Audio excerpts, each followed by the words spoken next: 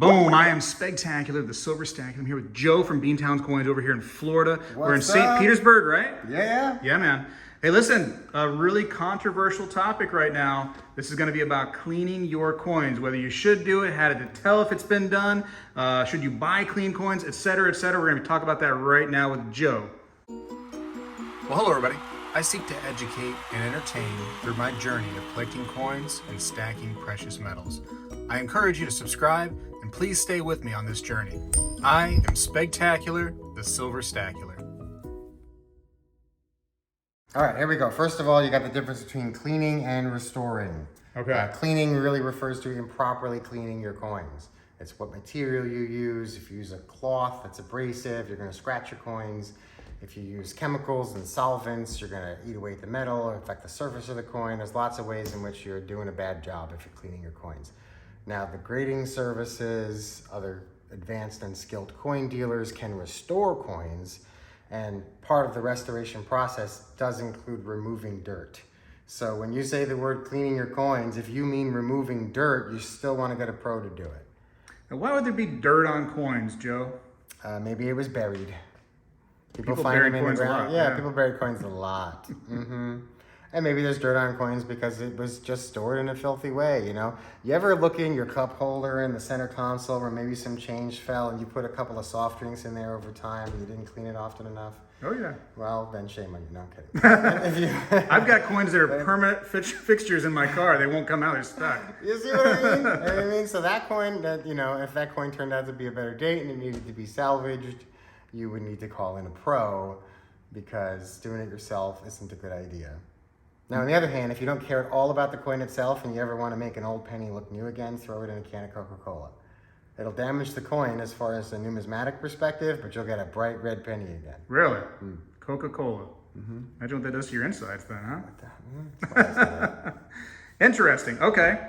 So, I mean, I see you have some props right here. Yeah. Examples of clean coins with a value that affected. So first here we have two Panama Balboas. Beautiful coins. I mean, I love these. Not from the same year, not the same, you know, it's not truly apples to apples. It's more like oranges to tangerines, but you're close enough for the conversation. Okay.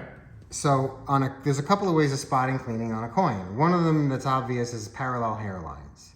Parallel hairlines. Oh, we're starting to get to math words here. Parallel. Parallel. So they're all going the same way. Like if I take steel wool, Yeah. right, and I go on a coin, what do you think the effect would be? Lots of scratches going in the same direction, Terrible, right? yeah. Okay, well, it's not just steel wool that can do that to the surface of a coin. Sometimes your cloth is just too abrasive. People take the cloth and they rub it in there, and the next thing you know, you've got lines. They've really worked something out, right? So when you attempt to clean a coin, you can put those hairlines on your coin, and then they're forever there. They're not coming off, and they're there forever. And that marks your coin, like a big scarlet A on your coin. That's terrible. Yeah. Bad news. Yeah, so just don't do it yourself. Don't do it Just yourself. And You know, Joe, real quick, I think back in the day, way before our time, I think that cleaning coins was kind of like a common thing because I think people thought, hey, this coin being dirty, this silver coin turning brown or, you know, whatever, was a sign of just filth and bacteria. I mean, I hear stories from people doing coin shows 50, 60 years ago that tell me that, you know, they could spit into a rag and rub it on a coin before they presented it to you just to make sure it was shiny. So, True. you know, times were what they were, but that's sort of what makes the coins that aren't clean so much more valuable today is that they've survived all of those eras, you know, to reach a time when we preserve coins more diligently. Yeah, gotcha. So what are we talking here as far as like difference in price? Because this is uncirculated. This is also, I mean, this is BU, right? I mean, It's uncirculated. Now it's not, so it gives it a 61 grade rather than a 62 or 63 or 64 is the chatter. It has the same amount of wear, which is none, right? Okay. That's what an uncirculated coin has no wear. Yeah. So it has the same amount of wear, which is none. You've got unbroken luster. So that shimmer, that sheen that new silver has, where you can start to see some fluorescence and iridescence and colors beyond just the gray. Yeah. Like that is luster. Okay. It's a little sparkle on there. A nice cartwheel, yeah. And when that goes all the way across the surface of the coin, you've got unbroken mint luster. That's the language for that. And that's a sure sign of an uncirculated coin. And if on the other hand, the coin has been slightly circulated, like an AU58, you'll have the mint luster missing from right here at the highest points. tip of the helmet, that part of the helmet there, maybe in the mustache, right? The points that are lifted up furthest off the surface. Gotcha. The luster won't go all the way across those areas, and you got a AU58, slightly uncirculated coin, or almost uncirculated coin. But for cleaning, you're gonna look for things like those parallel hairlines, and you're gonna look for the metal itself looking wrong. So like this one, this isn't covered in hairlines. If you get into it really carefully, this coin, comparably, and from the right angle, let's say if you catch this from all the way from the side with the light shining right at it, you might even say they both look just fine. It doesn't look bad at all. Right. Yeah, because I'm not seeing those, deep scratches or anything on it. No. Right, exactly. And the metal's off. It's just the surface of it, something was done. It was probably over dipped. Now, when they're like grading these, I mean, they're under like microscopes. They're, ideally, right? They're really trying to get into there it. are hairlines on this going parallel, but they're really difficult to see because this coin has that tone, a little color to it too. It's just hiding them, but you got to catch the right angle. So determining if a coin is cleaned or not is hard stuff. That's why it is that most entry-level numismatists and numismatic collectors need to buy graded stuff. Now, I know this is a tough question, but like, what kind of value does that take off of the coin when you start? Oh, well, I mean, again, they're not exactly apples to apples as far as the rarity of the dates, but big difference in Cleaned, price. uncleaned. Yeah, so like this coin, if we cleaned it, it would go down by more than half its value. Phew.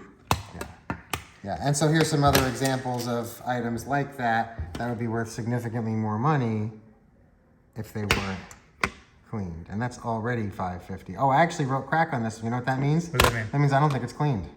Oh, Yep. I mean, because sometimes the grading companies get it wrong. okay. So I told myself, crack this out, inform them that the coin is no longer in the holder by sending them back this ticket, so they can watch the population on these things. That's responsible coin cracking. And then either resubmit it again or send it to PCGS to get it right or sell it raw. But I disagreed with the grade on this one, and I trust my years of numismatic grading experience more than the occasional novice graders over at the grading houses.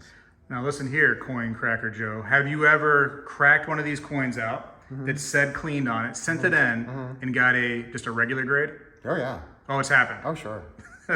Sure, more often than not, if I crack it out, I'm right. Man. Sometimes I'm not. I've had times when I crack a coin out and I send it back and they still say no, and then I send it to BCGS and they say no too, and I'm like, really? And then, maybe I never saw it to this day. I don't know, that happens. But they do a lot of these things, so it's about your averages over time. Man. That's I wish you could get a refund. You know what I mean? Like if they make that mistake.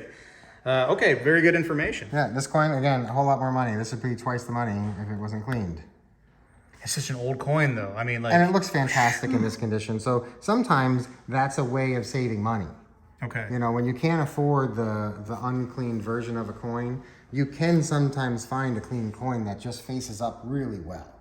That's a perfect example of a coin where would you rather spend $3,500 on an MS-64 or $1,600 on details that faces up really well. It's a beautiful coin though, Joe. And Even some people cleaned, put right? stuff in albums, which means it's destined to come out of the slab again anyway. Yeah.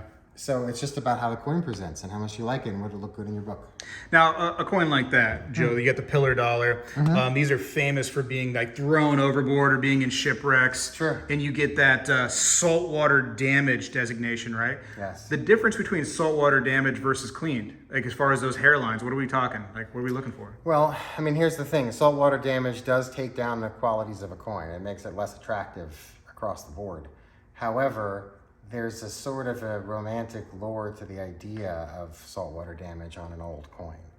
It's not, it still takes time for salt water to damage a coin. So it's not like someone has got an operation where they're taking all of these perfectly fine pillar dollars and then bringing them to their boat and then getting out in the ocean and then just like dunking them a little bit and then bringing them back and trying to get a saltwater designation. Like it's, if it's got the damage of salt water, then it's a shipwreck coin.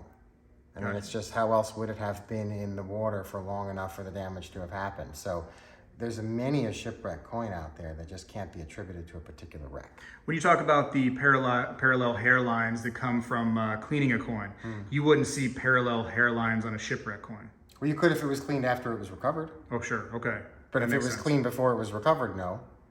So salt water doesn't really, wash only one way in the water. No, no, that's a very different look on them. Salt water will create a porosity in the metal and start to eat into it. Ah, okay. And it just creates this this artificially worn, polished look that didn't come from actual being worn and worked. You know what I mean? Gotcha. So because I don't know how to describe it other than to make a special video where we put out many examples of a real run through, sort of like how you'd have to teach grading to someone. Uh-huh. You have to put every single grade out in front of them and see the category improve as the designation does. Right. You could do the same with saltwater damage versus other kinds of damage and everything. That makes for a good video idea. Hey, maybe next time, right? Yeah. All right. Now, people give me this question all the time. They're like, hey, I got this junk 90. It's really toned up, tarnished. Should I just go ahead and clean it before I bring it in? What's your thoughts on that? Well, it's unnecessary work. Unnecessary. Yeah, it's completely unnecessary work. I guess it matters less with 90 because 90, there's such an abundance of, like 64 Kennedys, right? There's just so many of them that they're never going to be numismatic except at the highest levels of condition. And if it was a 68 or a 69 piece, your MS grade piece, it wouldn't be in the bag because already being in the bag would have taken it down, right? Mm-hmm. So you're safe in that regard. You're not really taking value away to clean your 90, but why? It's not worth any more. You know what I mean? Yeah. That's the kind of thing where I'm still going to buy it for a silver value, whether you've scrubbed it or not.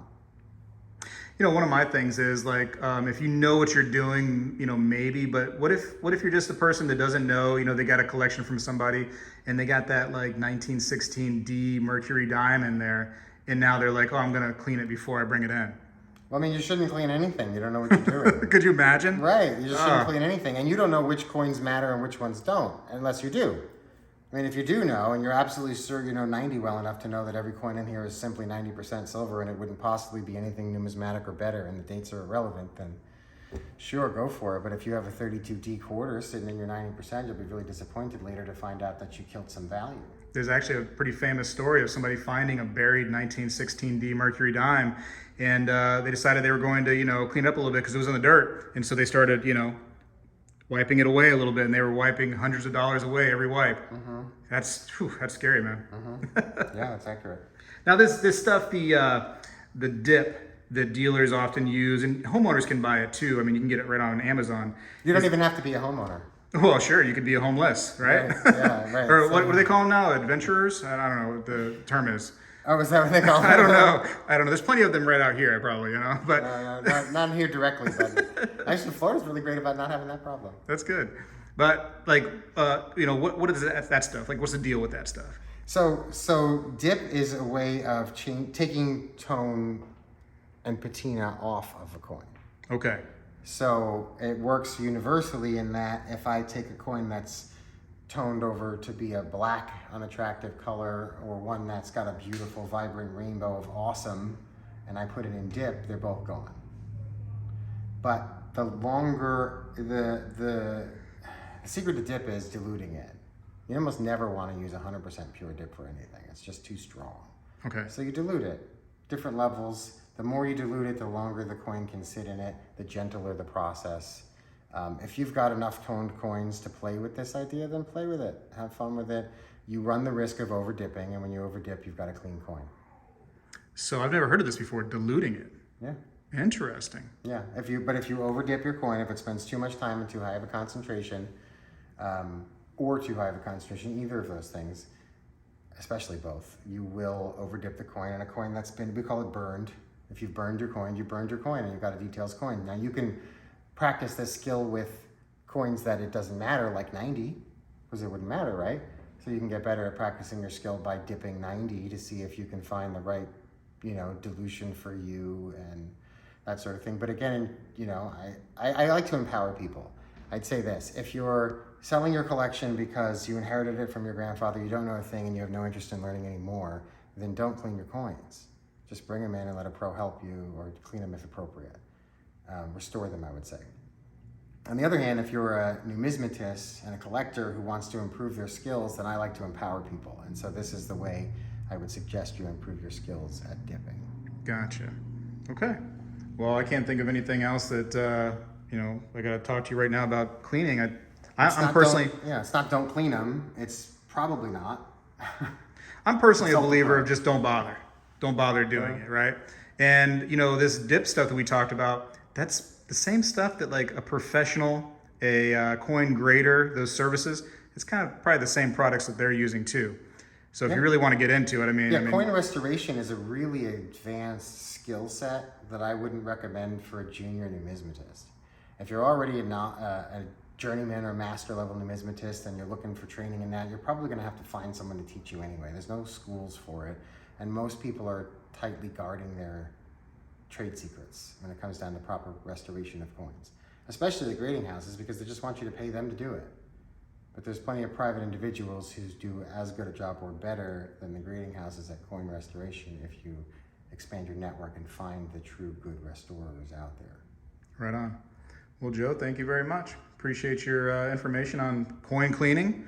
Like I said, I'm going to stay away from it. It's been drilled in my head from the beginning of my hobby, just don't do it. So I'm just not going to do it. But, you know, it's not the most evil thing if you know what you're doing. And if you don't know what you're doing, you just run risks, right? But it's just money, so, you know. It's just money. How much have you got and how much can you risk? We It's throw all it about away every everything day on else. groceries. Yeah, Okay. exactly. Joe, thank you very much, man. Bye. Bye. You know, when I was a kid, we did this every day in school, and I believe we need to bring this back a little bit, and I'm going to start right now. I pledge allegiance to the flag of the United States of America and to the republic for which it stands, one nation, under God, indivisible, with liberty and justice for all.